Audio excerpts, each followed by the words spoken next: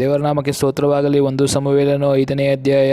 ಫಿಲಿಷ್ಟಿಯರು ದೇವರ ಮಂಜೂಷವನ್ನು ಎಬೆನೆಜೆರಿನಿಂದ ಅಷ್ಡೋದಿನಲ್ಲಿರುವ ದಾಗೋನನ ಗುಡಿಗೆ ಒಯ್ದು ಅಲ್ಲಿ ದಾಗೋನನ ಮಗುಲಲ್ಲೇ ಇಟ್ಟರು.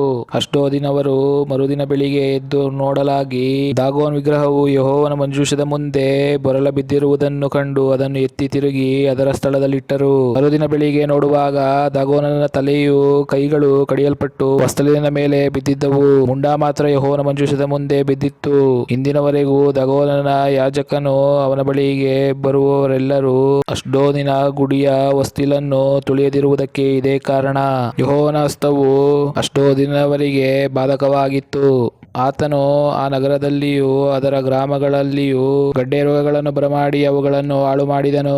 ಅಷ್ಡೋದಿನ ಜನರು ಅದನ್ನು ನೋಡಿ, ಇಸ್ರಾಯೇಲ್ ದೇವರ ಮಂಜೂಷವು ನಮ್ಮಲ್ಲಿರಬಾರದು, ಆತನ ಹಸ್ತವು ನಮಗೂ ನಮ್ಮ ದೇವರಾದ ದಾಗೋನನಿಗೂ ಬಾಧಕವಾಗಿದೆ ಎಂದು ಹೇಳಿ ಫಿಲಿಷ್ಟಿಯರ ಪ್ರಭುಗಳೆಲ್ಲರನ್ನು ಕೂಡಿಸಿ ಇಸ್ರಾಯೇಲ್ ದೇವರ ಮಂಜೂಷವನ್ನು ಏನು ಮಾಡೋಣ ಎಂದು ಕೇಳಲು ಅವರು ಅದನ್ನು ಗತ್ತೂರಿಗೆ ಕಳುಹಿಸಬೇಕೆಂದು ನಿರ್ಣಯಿಸಿದರು. ಅವರು ಹಾಗೆಯೇ ಇಸ್ರಾಯೇಲ್ ದೇವರ ಮಂಜೂಷವನ್ನು ಅಲ್ಲಿಗೆ ಕಳುಹಿಸಿದರು.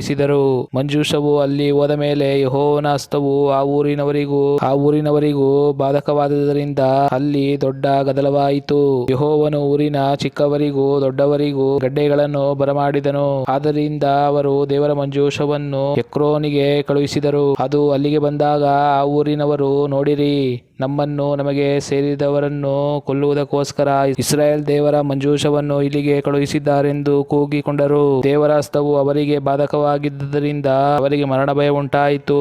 ಅವರು ಫಿಲಿಷ್ಟಿಯರ ಪ್ರಭುಗಳೆಲ್ಲರನ್ನು ಕೂಡಿಸಿ ಅವರಿಗೆ, ಇಸ್ರಾಯೇಲ್ ದೇವರ ಮಂಜೂಷದಿಂದ ನಮಗೂ ನಮ್ಮ ಜನರಿಗೂ ಮರಣ ಉಂಟಾಗದ ಹಾಗೆ ಅದನ್ನು ಅದರ ಸ್ಥಳಕ್ಕೆ ಕಳುಹಿಸಿ ಬಿಡಿರಿ ಎಂದರು. ಸಾಯದೆ ಉಳಿದ ಜನರಿಗೂ ಗಡ್ಡೆ ರೋಗ ಬಂದಿತ್ತು. ಪಟ್ಟಣದ ಗೋಳಾಟವು ಆಕಾಶವನ್ನು ಮುಟ್ಟಿತ್ತು. ದೇವರ ನಾಮಕ್ಕೆ ಸ್ತೋತ್ರವಾಗಲಿ. 1 ಸಮುವೇಲನು 6ನೇ ಅಧ್ಯಾಯ. ಯೆಹೋವನ ಮಂಜೂಷವು ಫಿಲಿಷ್ಟಿಯರ ದೇಶದಲ್ಲಿ 7 ತಿಂಗಳಿದ್ದ ನಂತರ ಫಿಲಿಷ್ಟಿಯರು ಪೂಜಾರಿಗಳನ್ನು ಕಣಿಹೇಳುವವರನ್ನು ಕರೆದು ಅವರಿಗೆ, ಯೆಹೋವನ ಮಂಜೂಷವನ್ನು ಏನು ಮಾಡಬೇಕು, ಅದನ್ನು ತಿರುಗಿ ಅದರ ಸ್ಥಳಕ್ಕೆ ಹೇಗೆ ಕಳುಹಿಸಬೇಕು ತಿಳಿಸಿರಿ ಎನ್ನಲು ಅವರು, ನೀವು ಇಸ್ರಾಯೇಲ್ ದೇವರ ಮಂಜೂಷವನ್ನು ಸುಮ್ಮನೆ ಕಳುಹಿಸಬಾರದು, ಪ್ರಾಯಶ್ಚಿತ್ತ ದ್ರವ್ಯದೊಡನೆ ಕಳುಹಿಸಿದರೆ ಮಾತ್ರ ಗುಣ ಹೊಂದುವಿರಿ. ಆತನ ಶಿಕ್ಷಾಹಸ್ತವು ನಿಮ್ಮನ್ನು ಬಾಧಿಸುತ್ತಿದ್ದುದಕ್ಕೆ ಕಾರಣವು ಗೊತ್ತಾಗುವುದು ಎಂದು ಹೇಳಿದರು. ಜನರು, ನಾವು ಪ್ರಾಯಶ್ಚಿತ್ತಾರ್ಥವಾಗಿ ಕಳುಹಿಸತಕ್ಕದೇನು ಎನ್ನಲು ಅವರು, ನಿಮಗೂ ನಿಮ್ಮ ಪ್ರಭುಗಳಿಗೂ ಒಂದೇ ವಿಧ ವ್ಯಾಧಿ ಇರುವುದರಿಂದ ಪ್ರಭುಗಳ ಸಂಖ್ಯೆಗೆ ಸರಿಯಾಗಿ ಬಂಗಾರದ 5 ಗಡ್ಡೆಗಳನ್ನು ಇಲಿಗಳನ್ನು ಮಾಡಿಸಬೇಕು. ನೀವು ನಿಮ್ಮ ದೇಶ ನಿವಾಸಿಗಳ ವಿನಾಶಕ್ಕೆ ಕಾರಣವಾಗಿರುವ ಗಡ್ಡೆ ಮತ್ತು ಇಲಿ ಇವುಗಳ ಸ್ವರೂಪಗಳನ್ನು ಚಿನ್ನದಿಂದ ಮಾಡಿಸಿ ಇಸ್ರಾಯೇಲ್ ದೇವರಿಗೆ ಬಹುಮಾನವಾಗಿ ಕೊಟ್ಟರೆ ಆತನ ಶಿಕ್ಷಾಸ್ತ್ರವು ನಿಮ್ಮನ್ನು ನಿಮ್ಮ ದೇವತೆಗಳನ್ನು ಪ್ರಾಂತ್ಯಗಳನ್ನು ಬಿಟ್ಟು ಓದಿತು. ಐಗುಪ್ತರಂತೆಯೂ ಫರೋಹನಂತೆಯೂ ನಿಮ್ಮ ಹೃದಯಗಳನ್ನು ಕಠಿಣಪಡಿಸಿಕೊಳ್ಳುವುದೇಕೆ? ಇಸ್ರಾಯೇಲರನ್ನು ಕಳುಹಿಸಲೊಲ್ಲದ ಇವರನ್ನು ಯೆಹೋವನು ಎಷ್ಟು ವಿಧವಾಗಿ ಬಾಧಿಸಬೇಕಾಯಿತಲ್ಲ. ಈಗ ನೀವು ಒಂದು ಹೊಸ ಬಂಡಿಯನ್ನು ಮಾಡಿಸಿ ಅದಕ್ಕೆ ಹಾಲು ಕರೆಯುವ ಮತ್ತು ಎಂದು ನೊಗವರದ 2 ಹಸುಗಳನ್ನು ಹೂಡಿ ಆ ಬಂಡಿಯ ಮೇಲೆ ಯೆಹೋವನ ಮಂಜೂಷವನ್ನು ನೀವು ಪ್ರಾಯಶ್ಚಿತ್ತಾರ್ಥವಾಗಿ ಕೊಡುವ ಬಂಗಾರದ ವಸ್ತುಗಳುಳ್ಳ ಚಿಕ್ಕ ಪೆಟ್ಟಿಗೆಯನ್ನು ಇಟ್ಟು ಕಳುಹಿಸಿಬಿಡಿರಿ. ಆ ಹಸುಗಳ ಕರುಗಳನ್ನು ಮನೆಗೆ ತೆಗೆದುಕೊಂಡು ಹೋಗಿರಿ.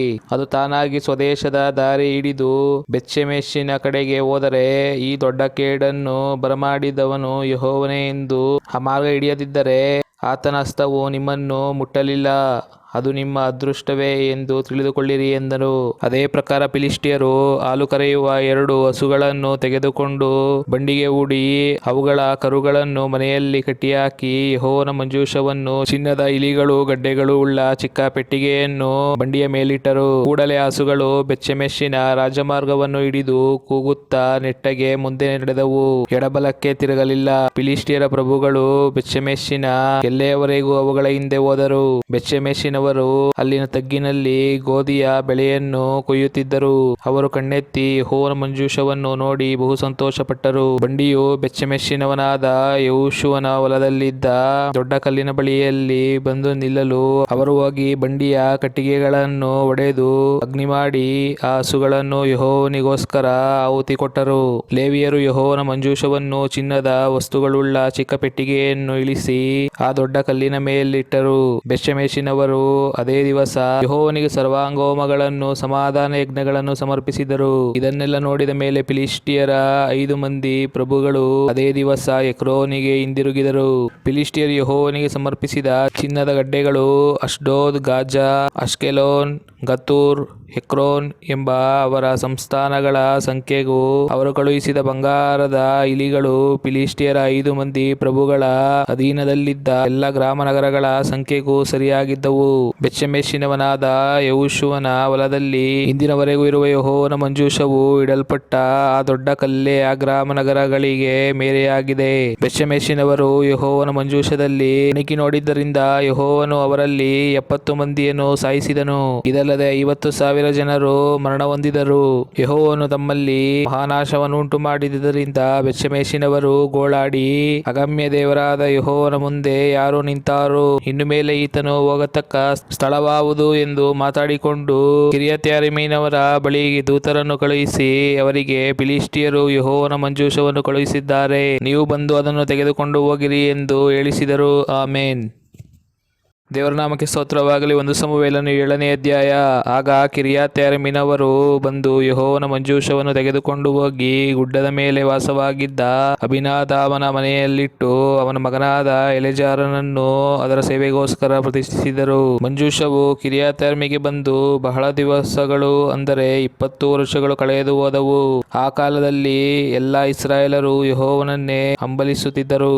ಆಗ ಸಮುವೇಲನು ಅವರಿಗೆ, ನೀವು ಪೂರ್ಣ ಮನಸ್ಸಿನಿಂದ ಯೆಹೋವನ ಕಡೆಗೆ ತಿರುಗಿಕೊಂಡಿರುವುದಾದರೆ ನಿಮ್ಮ ಮಧ್ಯದಲ್ಲಿರುವ ಎಷ್ಟೋರೇತ್ ಮೊದಲಾದ ಅನ್ಯ ದೇವತೆಗಳನ್ನು ತೆಗೆದುಹಾಕಿ ಯೆಹೋವನ ಮೇಲೆಯೇ ಮನಸ್ಸಿಟ್ಟು ಆತನೊಬ್ಬನನ್ನೇ ಸೇವಿಸಿರಿ. ಆಗ ಆತನು ನಿಮ್ಮನ್ನು ಫಿಲಿಷ್ಟಿಯರ ಕೈಯಿಂದ ಬಿಡಿಸಿ ಕಾಪಾಡುವನು ಅಂದನು. ಹಾಗೆಯೇ ಇಸ್ರಾಯೇಲರು ಬಾಳ್ ಅಷ್ಟರೇತ್ ದೇವತೆಗಳನ್ನು ತೆಗೆದುಹಾಕಿ ಯೆಹೋವನೊಬ್ಬನನ್ನೇ ಸೇವಿಸತೊಡಗಿದರು. ಸಮುವೇಲನು ತಿರುಗಿ ಅವರಿಗೆ, ಇಸ್ರಾಯೇಲರೆಲ್ಲರೂ ಮಿಚ್ಪೆಯಲ್ಲಿ ಕೂಡಿ ಬರಲಿ, ನಾನು ನಿಮಗೋಸ್ಕರ ಯೆಹೋವನನ್ನು ಪ್ರಾರ್ಥಿಸುವೆನು ಅನ್ನಲು ಅವರು ಅಲ್ಲಿ ಕೂಡಿ ಬಂದು ನೀರು ಸೇದಿ ಯೆಹೋವನ ಮುಂದೆ ಒಯ್ದು ಆ ದಿವಸ ಉಪವಾಸವಿದ್ದು ನಿನಗೆ ದ್ರೋಹಿಗಳಾಗಿದ್ದೇವೆಂದು ಆತನಿಗೆ ಅರಿಕೆ ಮಾಡಿದರು. ಸಮುವೇಲನು ಮಿಚ್ಪೆಯಲ್ಲಿ ಇಸ್ರಾಯೇಲರ ವ್ಯಾಜ್ಯಗಳನ್ನು ತೀರಿಸಿದನು. ಇಸ್ರಾಯೇಲರು ಮಿಚ್ಪೆಯಲ್ಲಿ ಕೂಡಿ ಬಂದಿದ್ದಾರೆಂಬುದು ಫಿಲಿಷ್ಟಿಯರಿಗೆ ಗೊತ್ತಾದಾಗ ಅವರ ಪ್ರಭುಗಳು ಇಸ್ರಾಯೇಲರಿಗೆ ವಿರೋಧವಾಗಿ ಹೊರಟರು. ಇದನ್ನು ತಿಳಿದ ಇಸ್ರಾಯೇಲರು ಬಹಳವಾಗಿ ಭಯಪಟ್ಟು ಸಮುವೇಲನಿಗೆ, ನಮ್ಮ ದೇವರಾದ ಯೆಹೋವನು ನಮ್ಮನ್ನು ಫಿಲಿಷ್ಟಿಯರ ಕೈಯಿಂದ ತಪ್ಪಿಸಿ ರಕ್ಷಿಸುವ ಹಾಗೆ ನೀನು ನಮಗೋಸ್ಕರ ಆತನಿಗೆ ಮೊರೆಯಿಡು, ಸುಮ್ಮನಿರಬೇಡ ಅಂದರು. ಆಗ ಸಮುವೇಲನು ಹಾಲು ಕುಡಿಯುವ ಕುರಿಮರಿಯನ್ನು ತಂದು ಯೆಹೋವನಿಗೆ ಸರ್ವಾಂಗಹೋಮವಾಗಿ ಸಮರ್ಪಿಸಿ ಇಸ್ರಾಯೇಲರಿಗೋಸ್ಕರ ಮೊರೆಯಿಡಲು ಆತನು ಸದುತ್ತರವನ್ನು ದಯಪಾಲಿಸಿದನು. ಹೇಗೆಂದರೆ, ಸಮುವೇಲನು ಯಜ್ಞವನ್ನು ಅರ್ಪಿಸುವ ವೇಳೆಯಲ್ಲಿ ಫಿಲಿಷ್ಟಿಯರು ಯುದ್ಧಕ್ಕೋಸ್ಕರ ಸಮೀಪಿಸಲಾಗಿ ಯೆಹೋವನ ದೊಡ್ಡ ಗುಡುಗಿನಿಂದ ಅವರನ್ನು ಕಳವಳಗೊಳಿಸಿ ಇಸ್ರಾಯೇಲರಿಗೆ ಸೋತು ಓಡಿ ಹೋಗುವಂತೆ ಮಾಡಿದನು. ಇಸ್ರಾಯೇಲರಾದರೋ ಮಿಚ್ಪೆಯಿಂದ ಹೊರಟು ಹಿಂದಟ್ಟಿ ಬೆತ್ಕಾರಿನ ತಗ್ಗಿನವರೆಗೂ ಅವರನ್ನು ಹತಮಾಡಿದರು.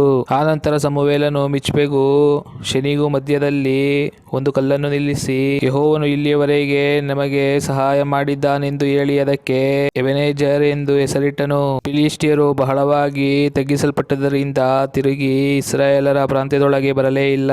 ಸಮುವೇಲನ ಜೀವಮಾನದಲ್ಲೆಲ್ಲ ಯೆಹೋವನ ಹಸ್ತವು ಫಿಲಿಷ್ಟಿಯರಿಗೆ ವಿರೋಧವಾಗಿಯೇ ಇತ್ತು. ಅವರು ಎಕ್ರೋನ್ ಮೊದಲುಗೊಂಡು ಗತ್ತೂರಿನವರೆಗೂ ಇಸ್ರಾಯೇಲರಿಂದ ಕಿತ್ತುಕೊಂಡಿದ್ದ ಎಲ್ಲ ಪಟ್ಟಣಗಳು ಇಸ್ರಾಯೇಲರಿಗೆ ದೊರಕಿದವು. ಅವುಗಳಿಗೆ ಸೇರಿದ ಗ್ರಾಮಗಳನ್ನು ಇಸ್ರಾಯೇಲರು ಫಿಲಿಷ್ಟಿಯರಿಂದ ತೆಗೆದುಕೊಂಡರು. ಇಸ್ರಾಯೇಲರಿಗೂ ಅಮೋರಿಯರಿಗೂ ಸಮಾಧಾನವಿತ್ತು. ಸಮುವೇಲನು ಜೀವದಿಂದಿರುವವರೆಗೆ ಇಸ್ರಾಯೇಲರನ್ನು ಪಾಲಿಸುತ್ತಿದ್ದನು. ಅವನು ಇಸ್ರಾಯೇಲರ ನ್ಯಾಯಗಳನ್ನು ತೀರಿಸುವುದಕ್ಕೋಸ್ಕರ ಪ್ರತಿ ವರ್ಷ ಬೆತೇಲ್, ಗಿಲ್ಗಾಲ್, ಮಿಚ್ಪೆ ಎಂಬ ಪಟ್ಟಣಗಳನ್ನು ಸುತ್ತಿ ರಾಮಕ್ಕೆ ತಿರುಗಿ ಬರುತ್ತಿದ್ದನು.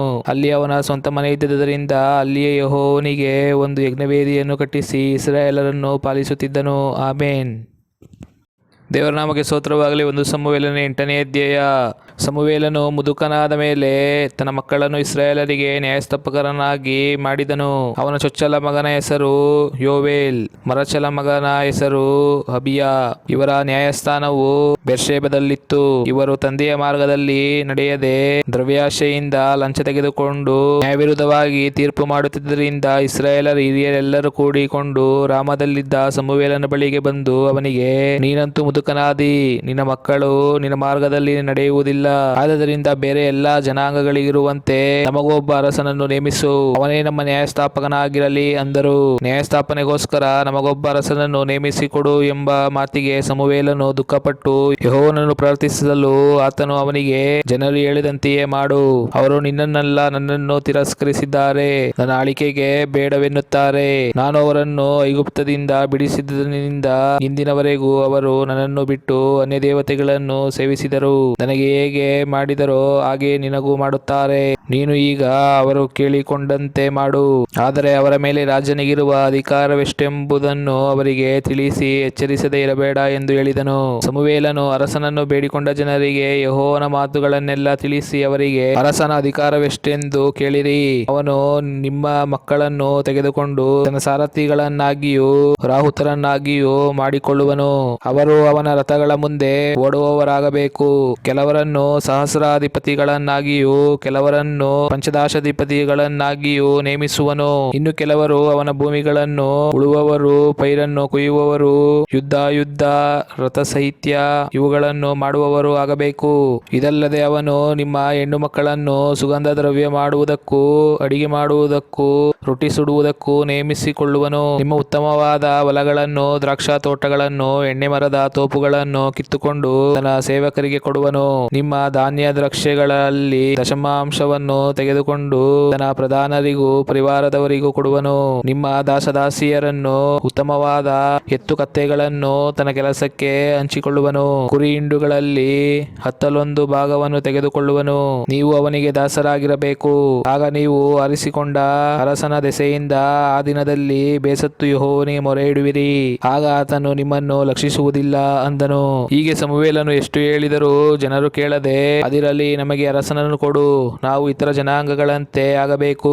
ನಮ್ಮ ನ್ಯಾಯಗಳನ್ನು ತೀರಿಸಿ ನಮಗೆ ಮುಂದಾಗಿ ಹೊರಟು ನಮಗೋಸ್ಕರ ಯುದ್ಧ ಮಾಡುವ ಒಬ್ಬ ಅರಸನು ಬೇಕು ಎಂದು ಹೇಳಿದರು. ಸಮುವೇಲನು ಜನರ ಈ ಎಲ್ಲಾ ಮಾತುಗಳನ್ನು ಯೆಹೋವನಿಗೆ ತಿಳಿಸಲಾಗಿ ಆತನು ಅವನಿಗೆ, ಇವರ ಇಷ್ಟದಂತೆ ಅವರಿಗೊಬ್ಬ ಅರಸನನ್ನು ನೇಮಿಸು ಎಂದನು. ಆಗ ಸಮುವೇಲನು ಇಸ್ರಾಯೇಲರಿಗೆ, ನಿಮ್ಮ ನಿಮ್ಮ ಊರುಗಳಿಗೆ ಹೋಗಿರಿ ಎಂದು ಅಪ್ಪಣೆ ಕೊಟ್ಟನು. ಆಮೇನ್.